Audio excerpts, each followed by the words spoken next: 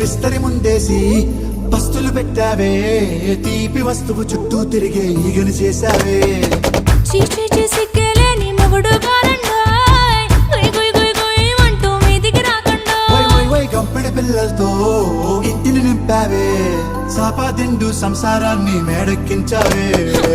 ఇరుగు పొరుగు ముందు సరసాలొద్దండోయ్ గట్టి పడుకోరే కుక్కలాగా మీ వాళ్ళు ఏం చేస్తాం ఎక్కేస్తాం ఇట్టాగే డాబాలు